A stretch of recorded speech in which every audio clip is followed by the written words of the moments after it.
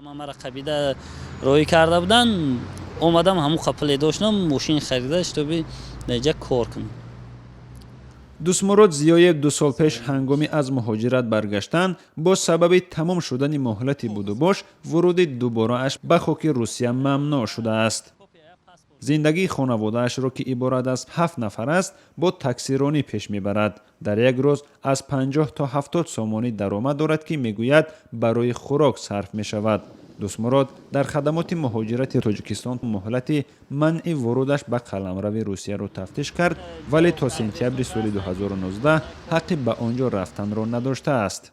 پیش اومدن $500 اگر با چیز میرفتی اونجا کار میکردم ماهشتا.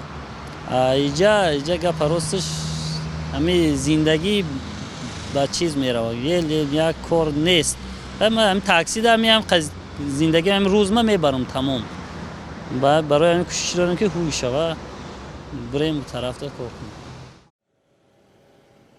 مثل دوسمرود ده ها هزار مهاجران اخراج شده تاجیک از روسیه بی‌صبرانه سفر پرزیدنت پوتین به تاجیکستان و احتمال عفو شدن خود را انتظارند. هرچند مقامات تاجیک برای با جای کار تامین کردن این افراد تلاش‌های به خرج می‌دهد، اما خود مهاجران اخراج شده میگویند معاشی که در تاجیکستان به دست می‌آورند برای برآورده ساختن نیازهای زندگیشان کفایت نمی‌کند.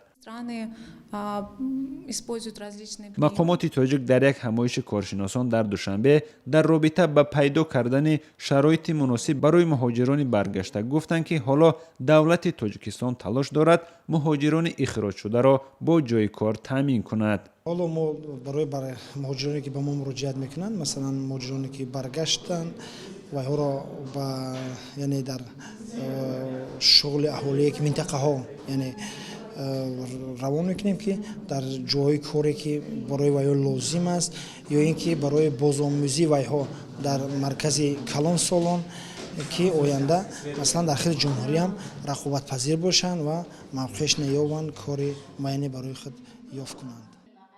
ولی برخی کارشناسان میگویند اقدام دولت تاجیکستان برای با جای کار تامین کردن مهاجران به وطن برگشته چندان چشمرس نیست. حالا برنامه‌هایی هست که برای با جای کار تامین کردن مهاجران خصوصا آنهایی که ورودشان به روسیه ممنوع شده است کار میکند. اگر آمار مهاجران اخراج شده با نفرانی که با جای کار در تاجیکستان تامین شده‌اند مقایسه کنیم، پس عیان می شود که تنها تقریبا 2% بیش از 300,000 مهاجران اخراج شده در تاجیکستان با جای کار دائمی تامین گردیدند. Всего объема запретников, которые сейчас существуют в списке запретников Российской Федерации.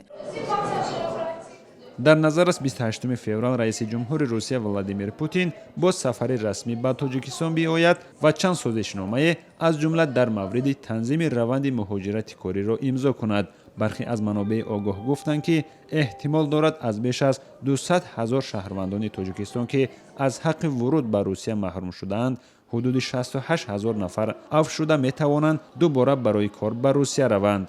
در همین حال بیشتر از همصحبتان رادیو آزادی از جمله کارشناسان بر این نظرند که با در نظر داشت کندی روند رشد صنعت در تاجیکستان، مقامات باید بیشتر برای ایجاد جای کاری برای مهاجران برگشته در بخش کشاورزی اقدام کند. شادمان یتیم، اسکندر فیروز، آزادی، دوشنبه.